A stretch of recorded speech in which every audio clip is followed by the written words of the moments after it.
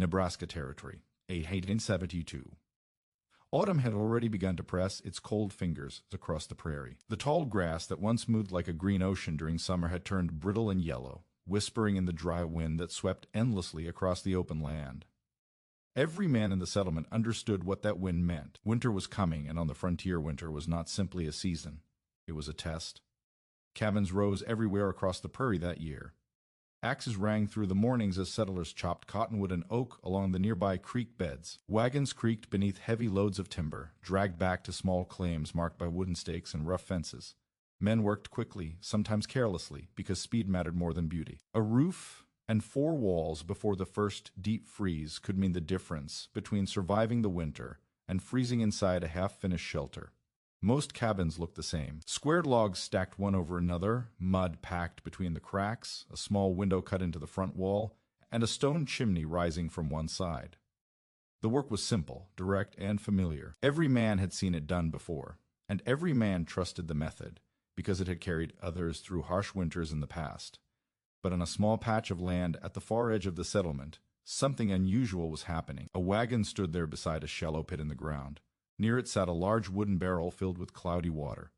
A pile of long logs rested nearby, freshly cut and still carrying the sharp smell of green wood. The man working there moved slowly, almost patiently, in a way that made him look different from the others who rushed through their construction.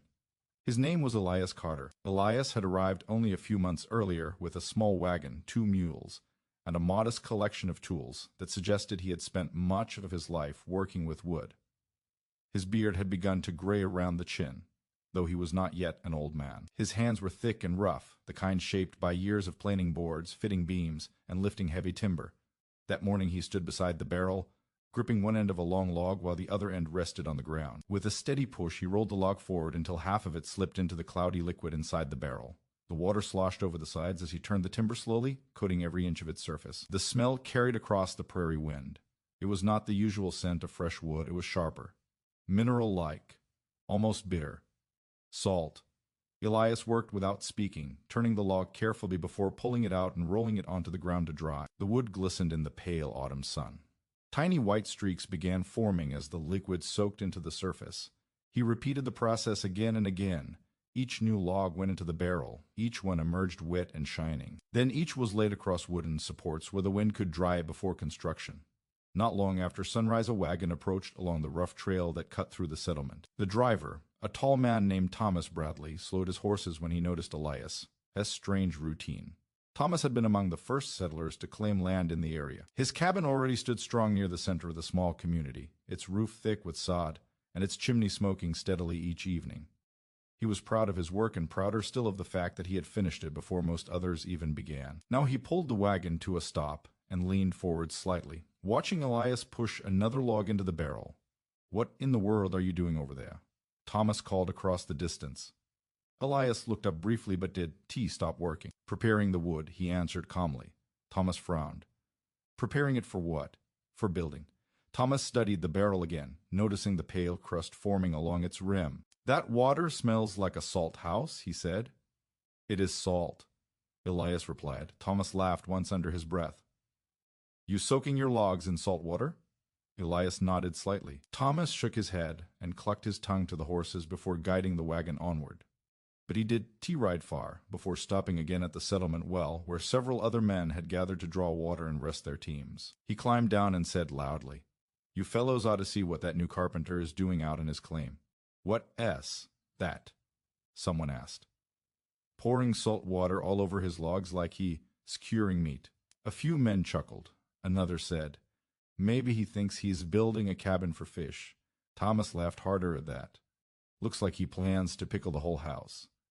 Curiosity spread quickly through the small settlement. Life on the frontier did not offer many entertainments, and strange behavior traveled through conversations faster than wildfire in dry grass. Before long, 2 men decided to ride over and see the odd sight themselves. When they arrived, Elias was lifting another heavy log toward the barrel. They sat on their horses for a moment, watching him. "You planning to eat those walls later?" one of them called. Elias wiped his hands on his trousers and glanced at them. "No," he said simply. "Then why soak them in salt? Helps the wood last." The 2 men exchanged looks. "Wood lasts fine without that." one replied. Not always, Elias said. The men dismounted and walked closer, examining the logs laid out to dry. The white residue along their surfaces looked strange against the dark bark. One of the men scraped a finger across it and tasted the grain of salt. Sure enough, he said. Salt. He shook his head slowly. Well, I'll be. The other man laughed. You know winter is coming, right? Elias nodded. You planning to finish that cabin before snow? I will. But you were wasting half your time bathing your lumber. Elias did respond. He simply bent down and began rolling another log toward the barrel.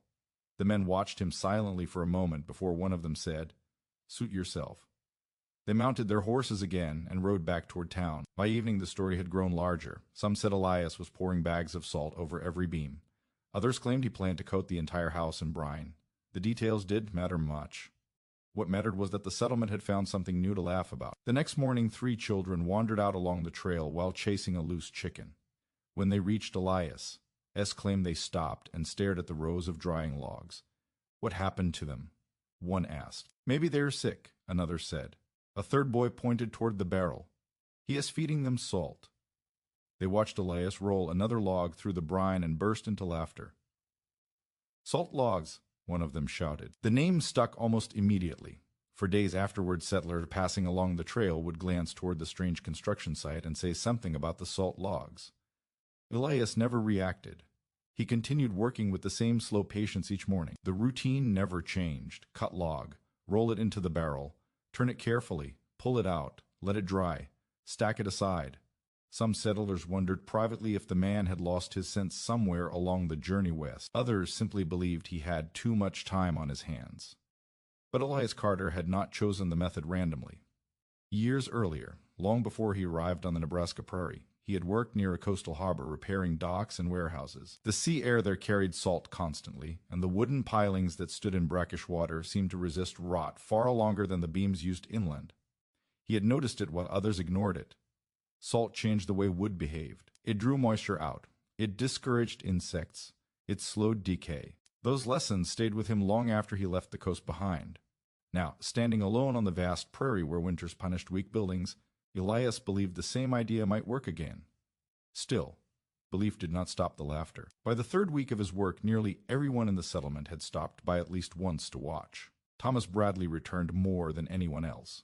One afternoon he leaned against Elias' wagon while the carpenter lifted another treated beam into place along the foundation stones. You really think that salt is going to keep your house standing longer than ours? Thomas asked. Elias adjusted the log carefully before answering. I think it might. Thomas crossed his arms. Wood rots. Always has. Sometimes slower, Elias said. Thomas chuckled. Well, if your walls taste good, we'll know why. Several men nearby laughed. Elias smiled faintly but said nothing. The sun dropped lower in the sky that evening, painting the prairie with long golden shadows. The wind carried the smell of dry grass and distant smoke from other cabins already warming their stoves for the coming cold nights. Elias stood beside his growing stack of salted logs and studied the outline of the cabin he would soon begin raising. The laughter behind him drifted across the open land, but he had heard worse in his life, and he knew something the others did not. Time would decide whether the strange idea worked, and time on the frontier had a way of revealing which men were foolish, and which men were simply ahead of everyone else. The prairie morning arrived cold and gray, with a pale sun rising slowly through a thin layer of clouds. Frost clung to the tall grass that surrounded the scattered claims of the settlement. From a distance the land looked quiet and almost peaceful, but every man living there knew the calm would not last long. The prairie had a habit of changing moods without warning. 1 week could feel almost warm, and the next could bury everything beneath snow and bitter wind. Across the settlement, the sound of axes echoed again as men hurried to finish their cabins. Timber cracked under sharp blows. Wagons rolled back and forth from the creek beds where most of the cottonwood trees grew. The air smelled of fresh wood chips and damp soil. At the far edge of the claims, Elias Carter was already working. He had risen before sunrise, as he usually did. A small fire burned beside his wagon where a coffee pot sat quietly steaming. His mules grazed slowly in the tall grass nearby, occasionally lifting their heads to watch him move between the log pile and the large wooden barrel he had built beside a shallow pit. The barrel was nearly full of cloudy water mixed with rock salt and ash. The solution had grown stronger over the past week as more salt dissolved into the liquid. The inside of the barrel carried a pale white crust, and the smell that rose from it traveled easily across the wind. Elias bent down and lifted one end of a long cottonwood log, rolling it slowly across the ground until it rested halfway inside the barrel. The brine splashed slightly as the wood sank beneath the surface. He turned it carefully so every side became soaked. The log remained there for several minutes while he prepared the next one. It was not fast work. In fact, it was painfully slow compared to the way most settlers built their cabins. But Elias showed no sign of rushing. His movements were steady and deliberate, as if he had already accepted that the process would take as long as it needed. When he finally pulled the log out of the barrel, water streamed off its surface and darkened the dry earth beneath it. He rolled the timber toward a simple rack made from forked branches where the wind could reach it from all sides. White streaks began appearing almost immediately as the water evaporated. Elias ran his hand along the grain of the wood, feeling the rough surface slowly stiffen as the salt settled inside the fibers. Behind him, the creak of wagon wheels broke the quiet morning. A pair of horses approached along the trail, pulling a flat wagon stacked with cut timber. The driver slowed as he reached Elias' claim and finally stopped. It was Thomas Bradley again. Thomas rested his elbows on the wagon seat and studied the rows of drying logs. "You are still doing it," he said with mild disbelief. Elias glanced back briefly. "Yes." Thomas shook his head slowly. "Been nearly 2 weeks now, and you've soaked every single log."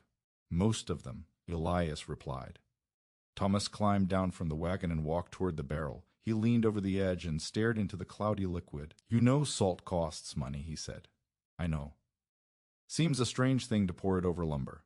Elias lifted another log and pushed it into the brine. Thomas folded his arms. "You could have finished half your cabin by now if you'd just stacked them like everyone else."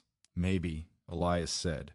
Thomas studied the growing stack of pale-streaked logs and gave a short laugh. "Or maybe you were building the first house in Nebraska that'll keep meat fresh all winter." 2 riders passed along the trail behind them and slowed when they noticed the conversation. "What's the news over here?" one of them called. Thomas gestured toward the barrel. "Elias here, still bathing his timber." The riders turned their horses and approached curiously. "You serious?" one asked. They dismounted and walked closer, examining the strange sight. One of them picked up a dry log from the rack and rubbed his fingers across the white crust. "Looks like frost." "Salt," Thomas corrected. The man whistled softly. "Well, that's new." "Elias says it'll make the wood last longer," Thomas added. The second rider laughed immediately. "Last longer than what?" "Than ours." That made all 3 of them chuckle. One man shook his head and said, "Fred, Wood's been building cabins longer than any of us been alive. Never heard of salting it." Elias lifted another log and set it beside the others without looking up. "Not many people try it," he said quietly. Thomas smirked. "There might be a reason for that." The men stayed for a few more minutes, trading jokes and guesses about what Elias planned to do next. One of them suggested he might build a roof made entirely of salted boards, so rainwater would taste better when it dripped through. Eventually they climbed back onto their horses and rode away laughing. Thomas lingered a little longer before returning to his wagon. "Well," he said as he stepped onto the wagon wheel, "I suppose when winter comes we'll see if your salted house stands any better than the rest of ours." Elias nodded slightly. "We will." Thomas snapped the reins and the wagon creaked back onto the trail. Silence returned once more to the edge of the settlement. Elias continued working. Day after day, the same routine repeated. Morning frost melted slowly under weak sunlight while Elias soaked more timber. By afternoon, the racks filled with drying logs that carried pale white stains along their surfaces. The smell of salt drifted through the air each time the wind shifted. Children passing along the trail began stopping more often to watch him. One afternoon, a group of 4 boys stood beside the rack whispering to each other. "Why is he doing that?" The youngest asked. "Maybe the wood will taste better."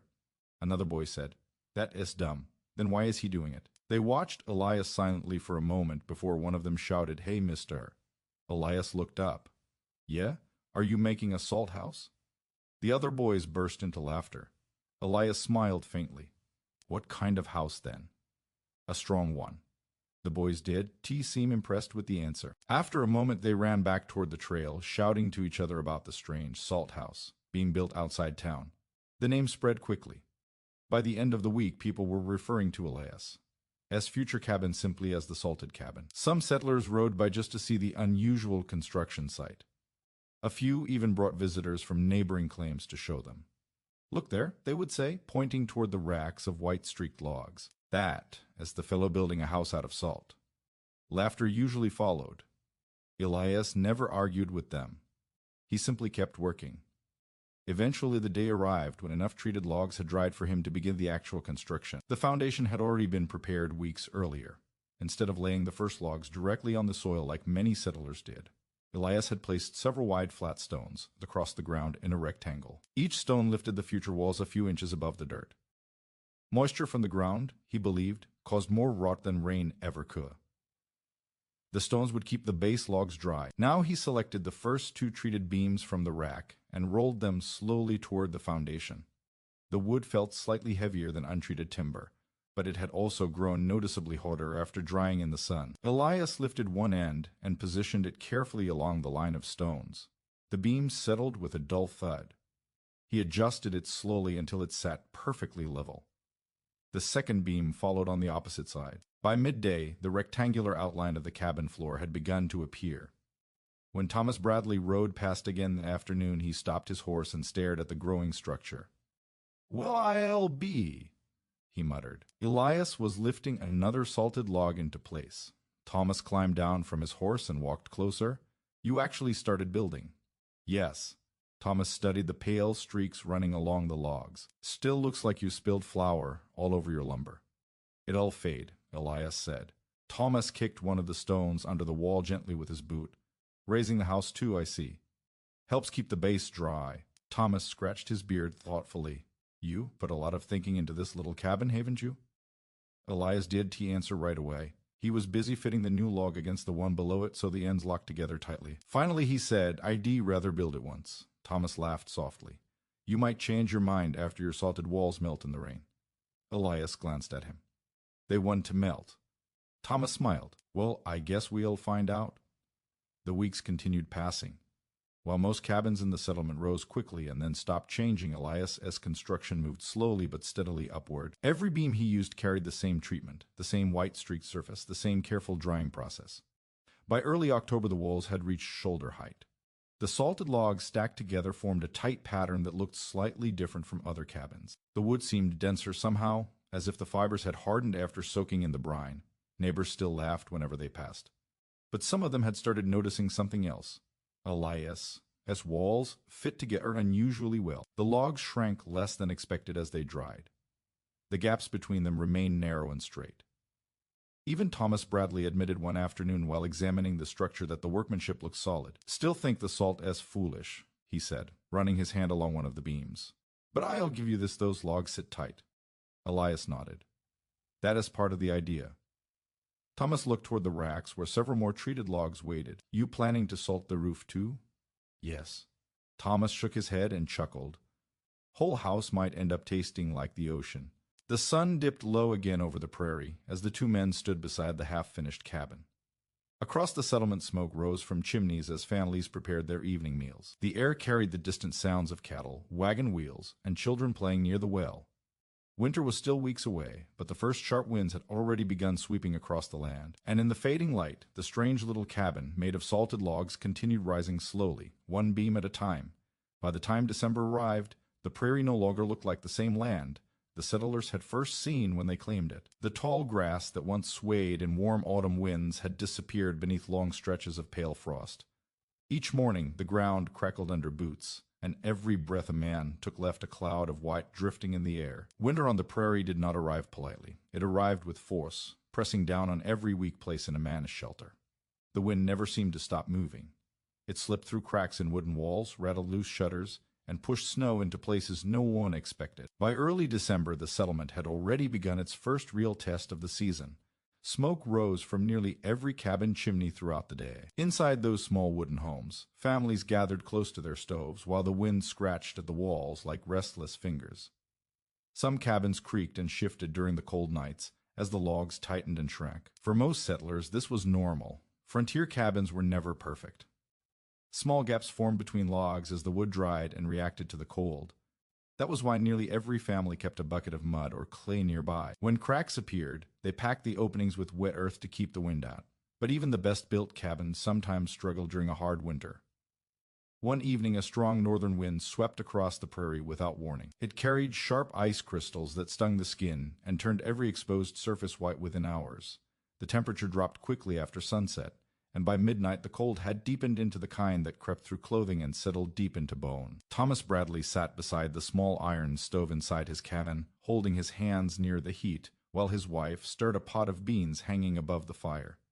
The walls around them groaned softly as the cold tightened the logs. A thin whistle slipped through a crack near the corner of the room. Thomas stood up and pressed his hand against the spot.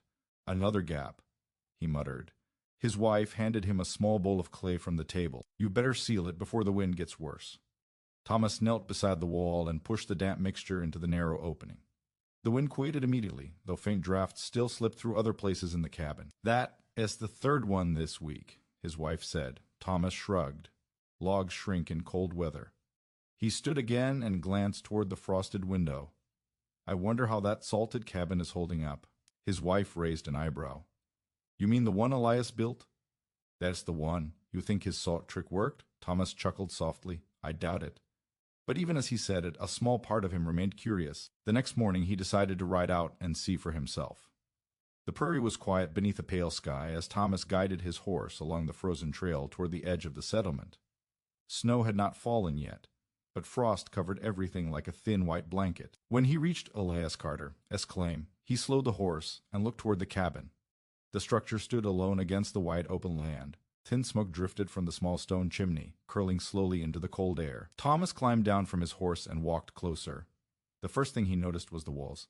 The salted logs had changed color slightly since autumn. The bright white streaks had faded into pale gray lines that blended naturally into the wood grain. The cabin no longer looked as strange as it once had, but something else caught his attention. The walls looked tight, very tight. Thomas walked along the side of the cabin and ran his hand across the surface of the logs.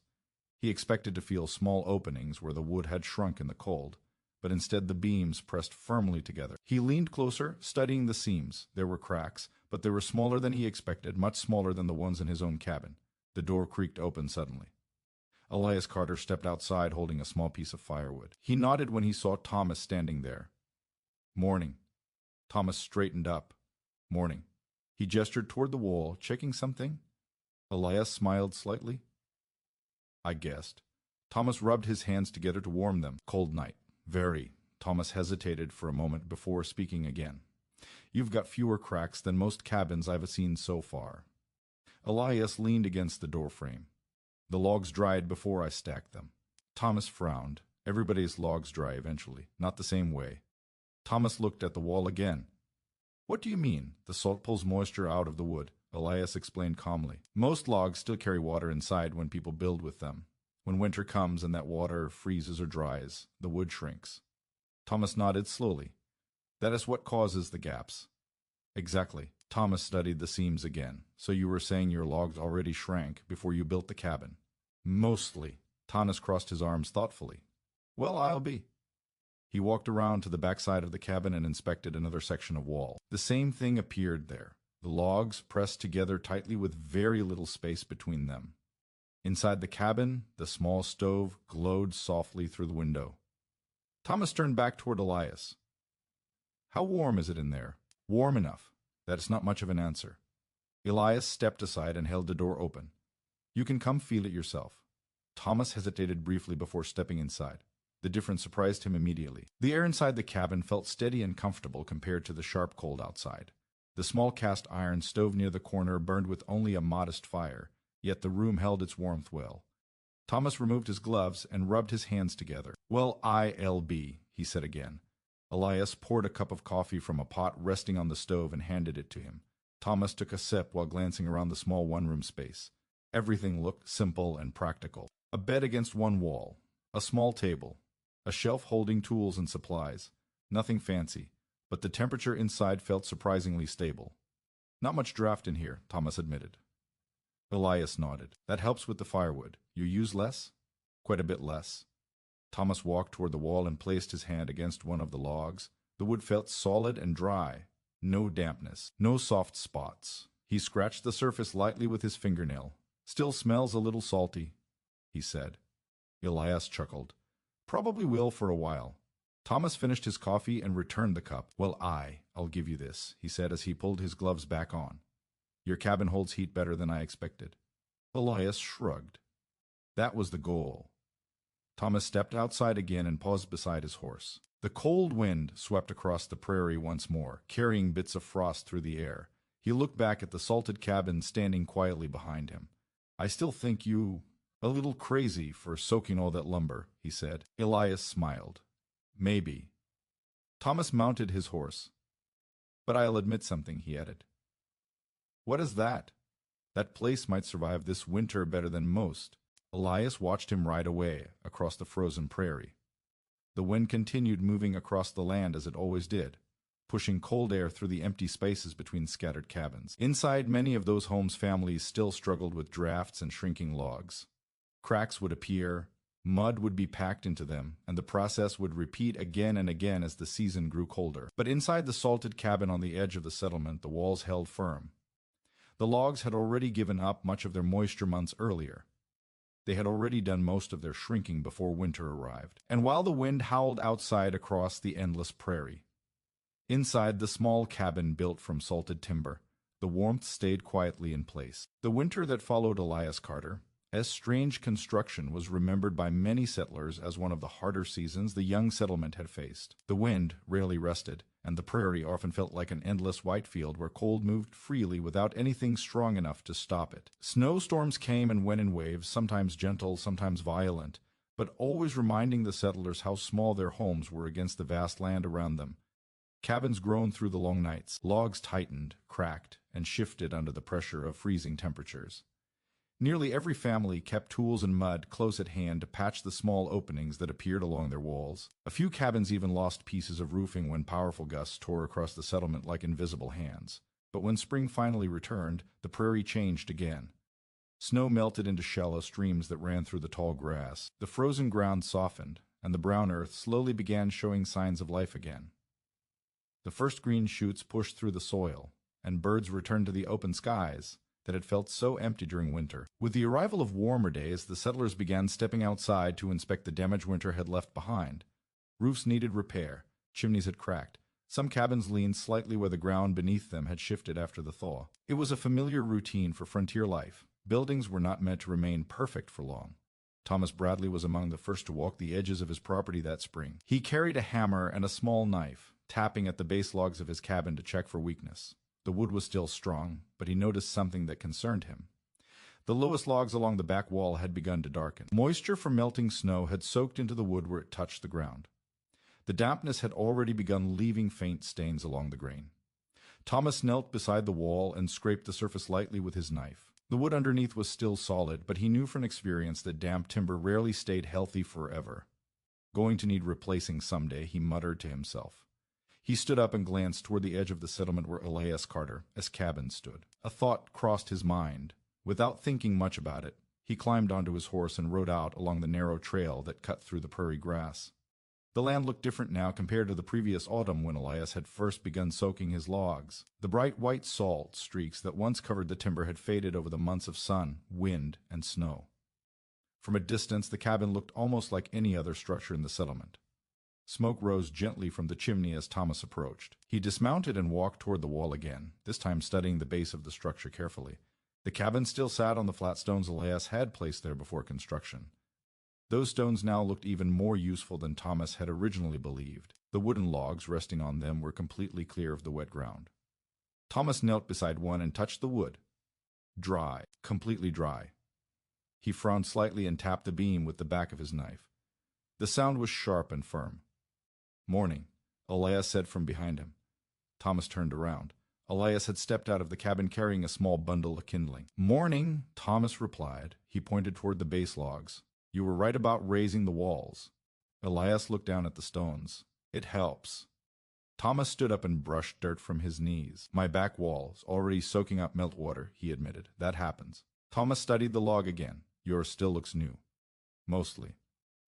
Thomas circled the cabin slowly, examining each side. Something else caught his attention as he moved along the wall. There were no soft spots. Even the lower beams that usually suffered the most from moisture still felt firm and healthy. He knocked on one with his knuckles. solid. Thomas scratched his beard thoughtfully. You ever notice bugs in the wood? He asked. Not many. That is strange. Elias shrugged. Salt does to make a good meal for insects.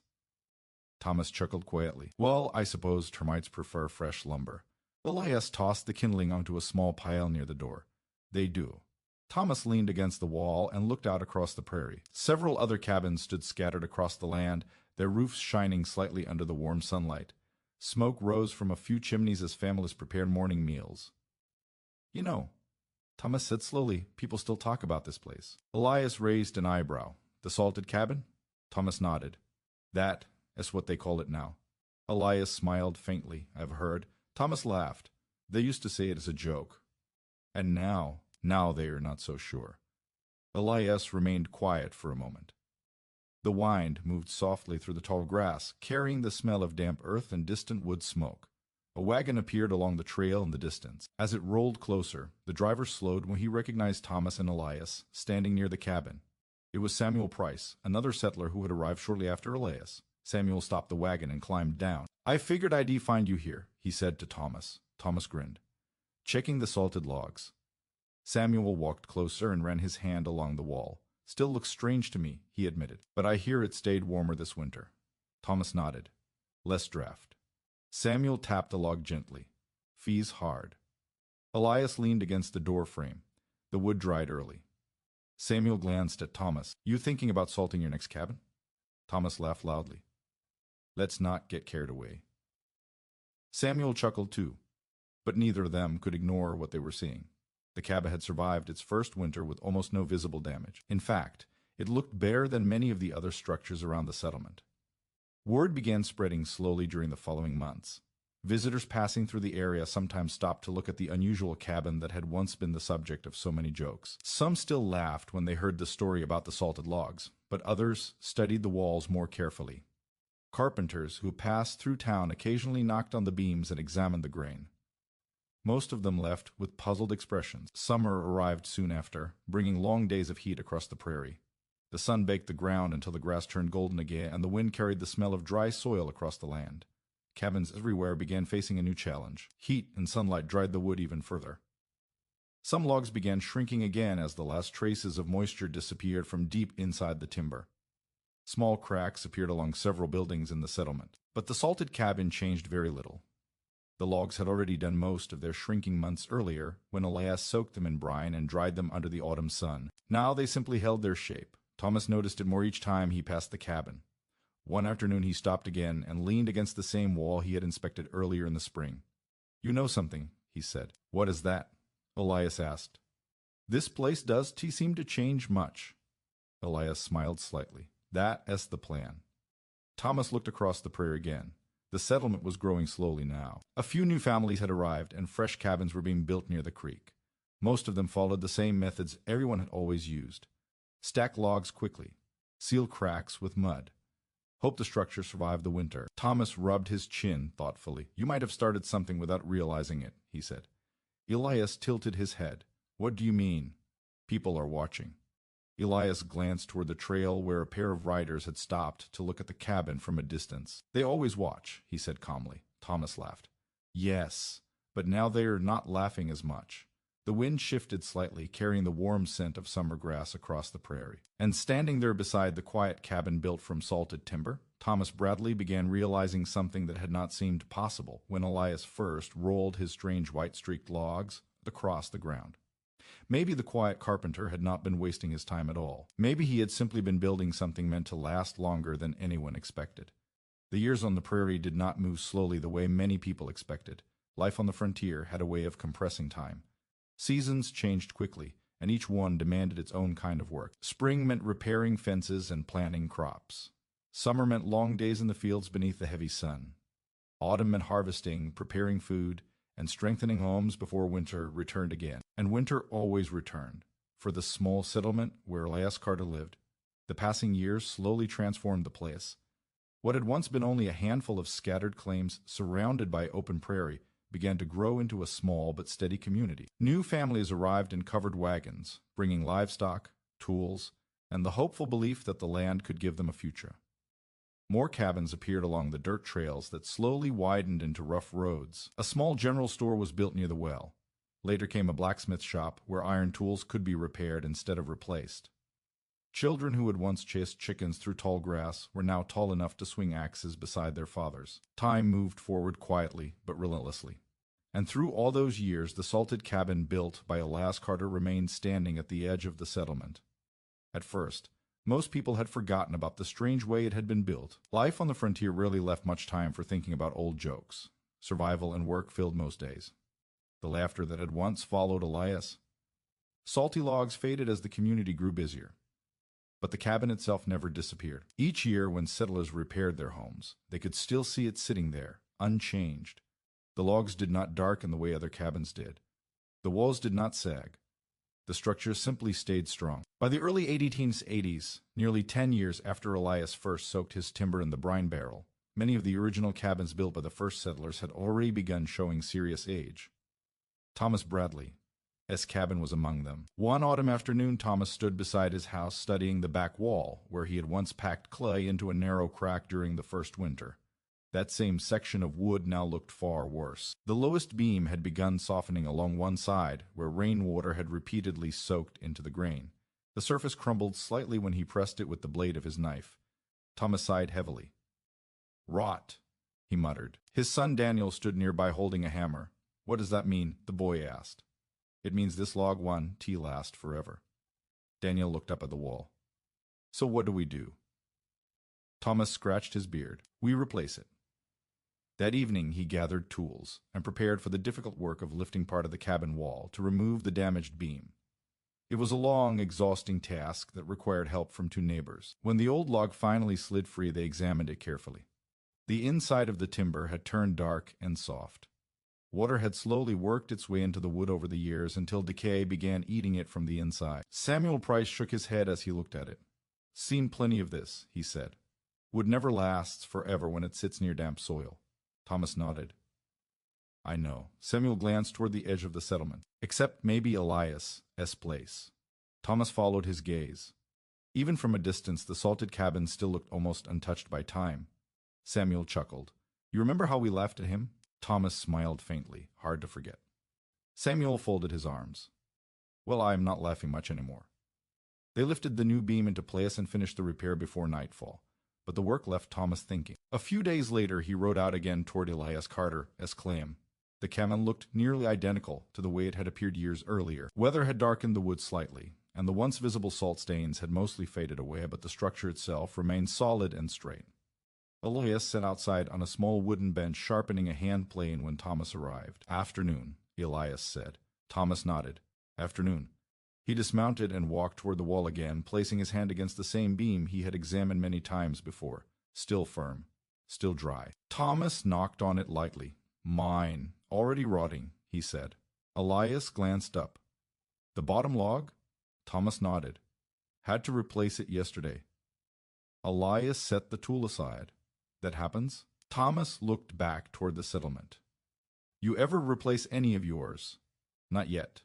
Thomas whistled softly. "That salt might have done more than you thought." Elias shrugged slightly. "I only hoped it would slow things down." Thomas laughed quietly. "Well, it sure slowed something down." Years continued passing. By the late 1880s, the settlement had grown into a proper small town with a church, a schoolhouse, and several new frame houses built from milled lumber brought by wagon from larger towns. Some families moved out of their original cabins and into newer homes. Others simply rebuilt their cabins entirely after rot or weather damage made repairs too difficult. One by one, many of the early structures disappeared. Some were torn down. Others collapsed during storms or were abandoned as families moved away. But the salted cabin remained. Elias Carter himself had grown older during those years. His beard turned completely gray, and his movements slowed. But he still worked with wood whenever someone in town needed repairs or new furniture. People had also begun asking him about the salt. At first, only a few curious settlers mentioned it. Later, younger carpenters began stopping by his property to study the logs more closely. One summer afternoon, a traveling carpenter named Joseph Miller arrived in town while repairing wagons and barns along the frontier. When he heard about the unusual cabin, He walked out to see it himself. Joseph ran his hand across the wall and tapped the wood several times with a small hammer. The sound rang sharply. He frowned slightly. "How old is this place?" he asked. "Built it in 72, Elias answered. Joseph raised his eyebrows. "That makes it nearly 20 years. Elias nodded. Joseph crouched down and examined the base beams carefully. "No rot," he said quietly. Elias smiled faintly. "Not much." Joseph stood up again. "And you soaked every log in salt water." "That is right." Joseph crossed his arms and looked at the structure again. "Well, I'll be." Word about the salted cabin slowly traveled beyond the small town. Travelers carried the story to neighboring settlements, sometimes exaggerating the details. Some said Elias had poured entire barrels of salt over his lumber. Others claimed the wood had been buried in salt pits for weeks before construction. But the truth remained simple.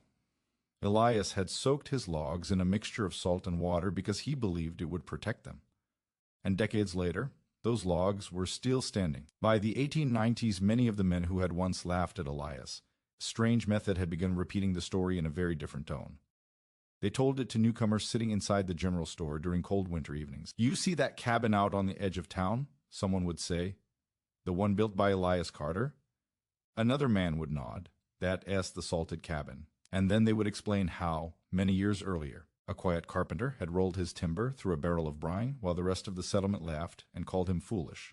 Most listeners smiled at the story. Some laughed the same way the original settlers had, but others simply listened and glanced toward the edge of town where the old cabin still stood quietly beneath the wide prairie sky.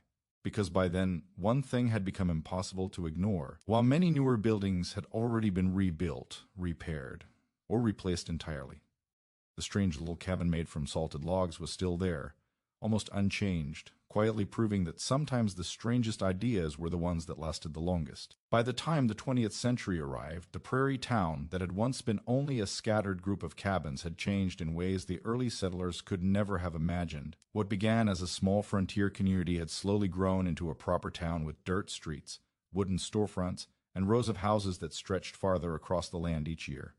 Wagons were no longer the only way people traveled. By the late 1890s, a narrow rail line had been built several miles away, connecting nearby settlements to larger towns and cities. With it came new materials, new tools, and new styles of construction. Frame houses built from milled lumber became more common. Painted siding replaced the rough log walls that had once defined nearly every building in the area. The old frontier cabins began disappearing.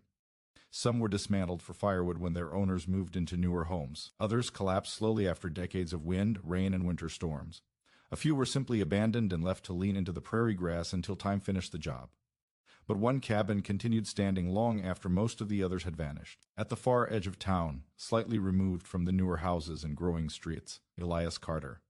His salted cabin remained quietly in place.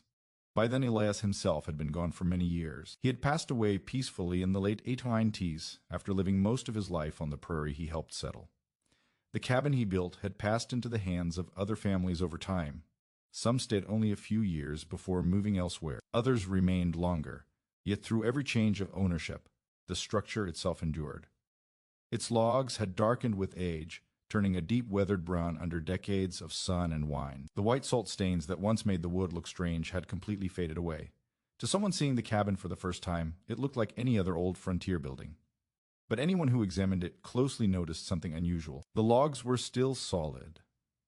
Even the lowest beams, which normally suffered the most damage from moisture and insects, remained surprisingly firm. Where other cabins from the same era had long since rotted away or required constant replacement of base logs, the salted cabin continued standing with only minor repairs. People in town still told the story. They told it to newcomers sitting inside the general store on cold winter evenings. They told it to travelers passing through who asked about the oldest building in the area. And they told it to their children, who often found it difficult to believe that such a strange idea had once been laughed at by nearly everyone. Back when this town was young, the story usually began, there was a carpenter named Elias Carter who soaked his logs in salt water before he built his house.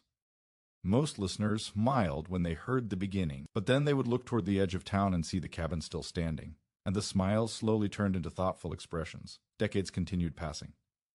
The prairie town modernized slowly as the years moved forward. Wooden sidewalks appeared along the main street. A larger schoolhouse replaced the small original one. New businesses opened and closed as families came and went. By the 1930s, the town had grown large enough that many of the original settlers were remembered only through stories told by their grandchildren.